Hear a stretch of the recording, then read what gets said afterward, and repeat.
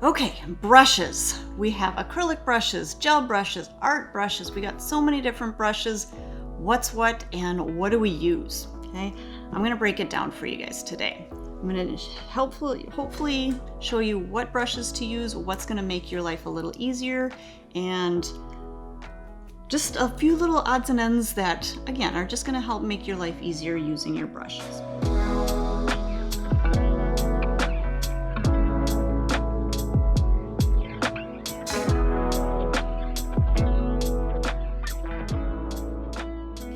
So in our line, we actually have 3 acrylic brushes, 2 gel brushes, and 2 art brushes. Okay, let's start with our acrylic brushes. So our acrylic brushes, all 3 of them are an oval shape. Now what an oval shape is, I'm actually going to start with Greg's signature brush so you can see a little bit better. An oval brush is going to have a slight crimp in the ferrule. Okay, so the ferrule is that silver part, that metal part that holds all your bristles in. That crimp in that ferrule is what's going to give it kind of that oval shape. Okay, so it's not going to be a round shape. It's not going to be like that. It's actually going to be flat. So if I'm looking down the barrel of my brush, it's actually crimped flat. Okay, the purpose for that is so when you're pressing on your acrylic, you're pressing your product out, you're going to get a little bit more pressure to that nail or pressure to that product. Okay, with a round brush, sometimes those bristles, they don't have that even pressure throughout. Okay, so that's why we work with an oval brush. An oval brush is also still going to come back to a nice tight point. Okay, so that bristle, those bristles are always going to come back to a nice tight point. Okay, just by rolling it. Okay, so again, all 3 of our acrylic brushes are an oval. So they all 3 have that crimp in them. Now, the difference to all 3 of our brushes, partially size, partially handle. Okay, so our standard brush, this one comes in our kits. Our Artistic Sculptor, this is a size 9. So this is kind of a standard size brush for working with acrylics. Again, it has that crimp, it's an oval, comes to a nice tight point, but you can use it and you can get a lot of pressure with that to spread your product. Okay. The next brush we have is Greg's signature brush. Now this brush is great for if you're working on long nails, you're doing long extensions, you're doing our extra long forms and you're sculpting. This brush is a size 12. Okay, so that one's going to be able to pick up a lot more product. It's going to be able to pick up larger pearls. Okay. The handle to this is actually very balanced, so it's going to feel comfortable in your hand. It's got a little bit of a wider space so that it just kind of sits nice and comfortably right in your hand. Okay. Again, has the crimp in it, and it's an oval. Okay. Our third acrylic brush is a very similar brush to just our Artistic Sculptor. The thing that I love about this brush though is it actually comes in 2 pieces. Now a lot of people don't know this, but when you get it, you can actually take those 2 pieces apart, and then that is going to be a cover for your brush. Okay? When you're working with your acrylic brushes and you're storing them, you generally want to store them with the bristles pointing downward. Okay? This way, as you store them, all of that extra monomer that may be in your brush is going to keep in the bristles. It's going to stay in those bristles.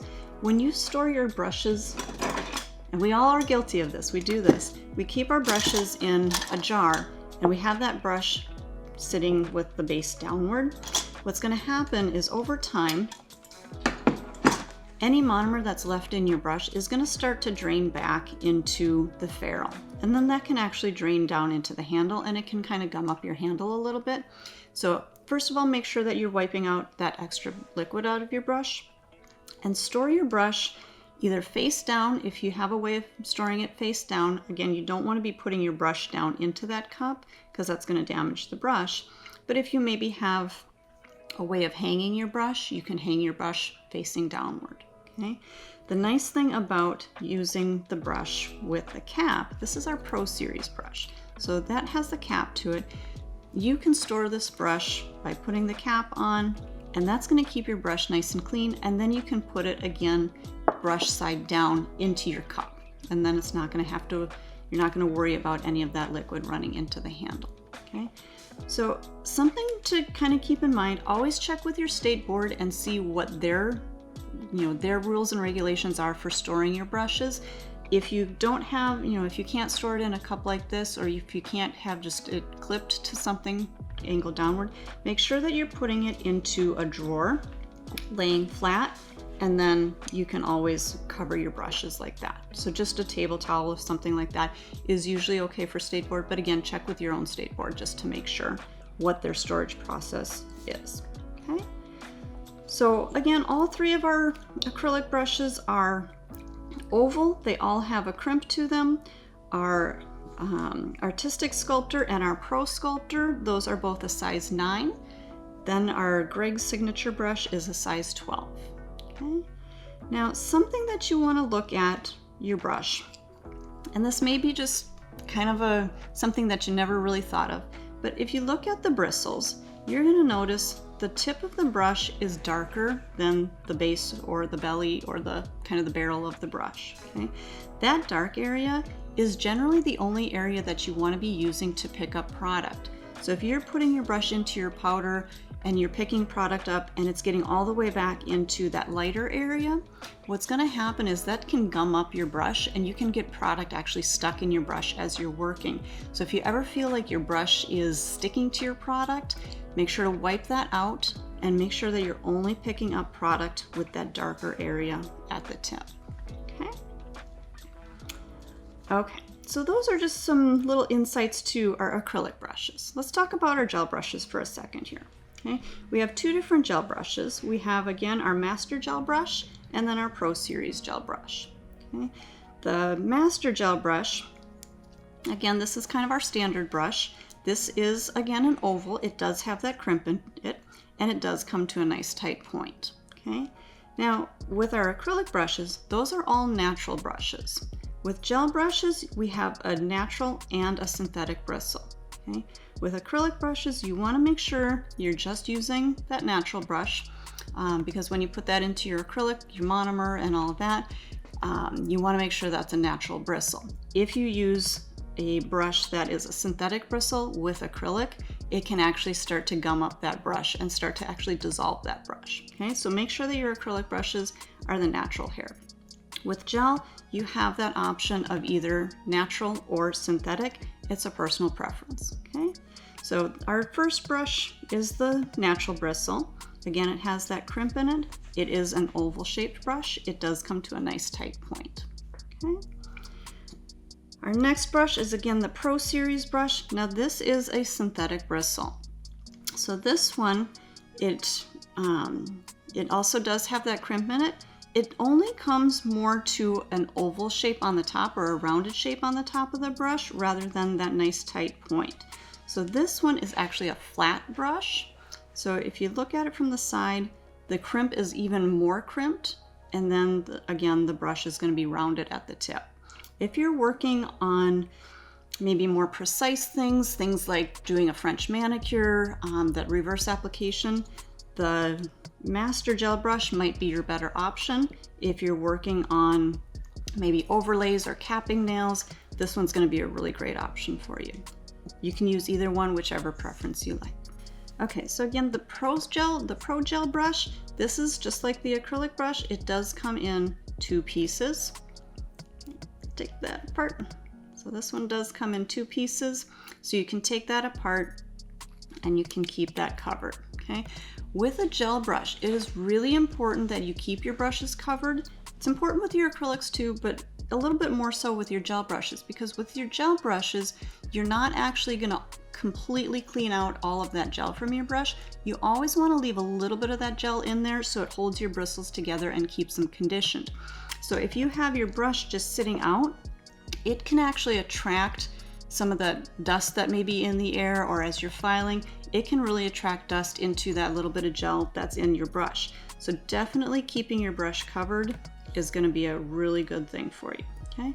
So again, it just comes in 2 pieces, just snaps together like that for the handle, and then for the cover.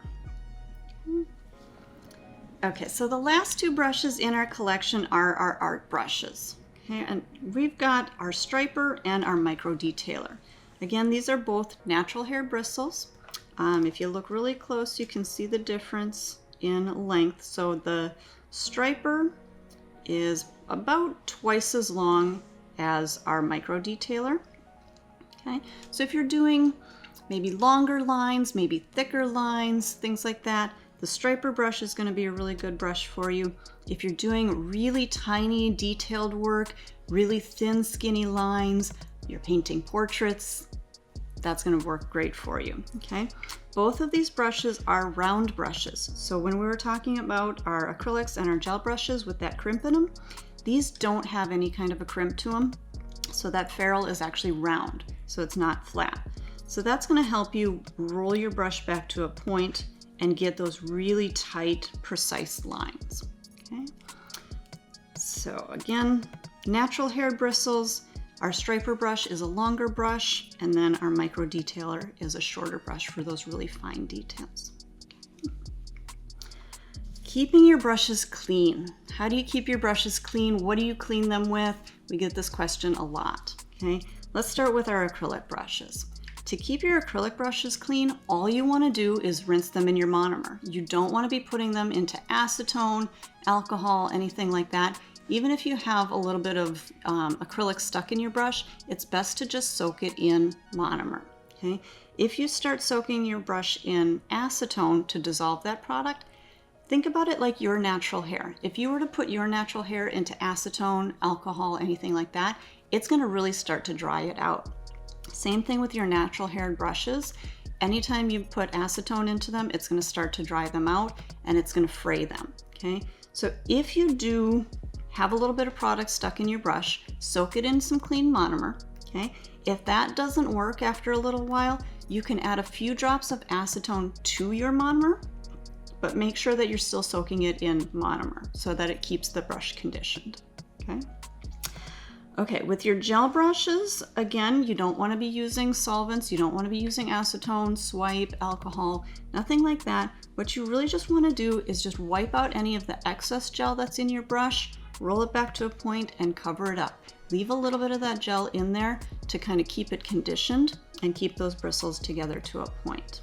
Okay, now here's something that you may struggle with if you're maybe a newbie, or maybe if you forgot and maybe you had your light near your gel brushes. Okay, if there is any gel in your brush and your brush gets exposed to a light source, either UV light, even sunlight, it will cure in your brush. Once gel is cured in your brush, there is no way of cleaning that out, so you will have to get a new brush. Okay, so that's why the Pro Series brush with that cap is a really excellent idea, because that way you're never going to have to worry about sunlight hitting that or your UVs or anything like that hitting your gel brush. Okay, okay, so make sure just clean your gel brushes out, maybe just wipe them on a lint-free towel or pull a little bit of clear gel through them. Okay. As for our art brushes, now this is something that people tend to really want to use alcohol to clean out their brushes. And definitely not, okay? Especially this micro detailer. These bristles are super fine, they're very delicate. So again, anytime you hit them with solvents, acetone, swipe, alcohol, anything like that, it's not gonna take a whole lot to dry out these brushes, okay? So always make sure, clean them out, use a mixing tile. The way I like to clean out my liner brushes is I'll take a mixing tile and any kind of a clear gel, whether it be top coat, base gel, sculptor gel, clear sculptor, anything like that. Just take a little bit of that product and then you can just start to work that brush through that gel. Now if there's any leftover paint or anything in there, that gel is actually going to pull that paint out of there, and you'll see that on your tile. Let me see, I think there might be a little bit of paint left in this one. Give you a little bit more of an idea. So I'm just going to kind of pull that through, and you can see it's starting to kind of tint my gel that's on there, and it may take a minute to really start to pull that gel from deep into the brush. Okay, but that's going to again pull out any extra color that may be in there. Now when you're doing this, and I don't know if you noticed, I do the same thing with my detailer brush. I keep it flat as I'm pulling. I don't angle it up and wipe, okay? The reason for that is that if you start to bend your brush like that and you start to press like that, what that's going to do is it can actually break those bristles right at the base. So make sure that when you're cleaning them, that you keep them flat so that you're not bending those bristles. Okay. Once you've cleaned out all the color out of there, just take your brush and just roll it back to a point and leave that little bit of gel in there. And that way, again, it'll keep that brush conditioned and it'll keep it to a nice tight point. If you feel like there's a little too much on there, you can just take a dry wipe, again, no solvents, no cleansers or anything, and just very lightly kind of fold it over and just draw that brush through. But again, I'm not putting a lot of pressure because I don't want to pull those bristles. So again, just light pressure to wipe off any extra. So your brushes will stay nice and clean. So you guys, hopefully some of these tips and tricks and a little bit more knowledge on what brush to use, when to use it, hopefully that'll help you guys when you're doing your acrylics, your gels, and your nail art. If you liked what you just watched, please give us a thumbs up, subscribe to our channel, or check out more of what we've got.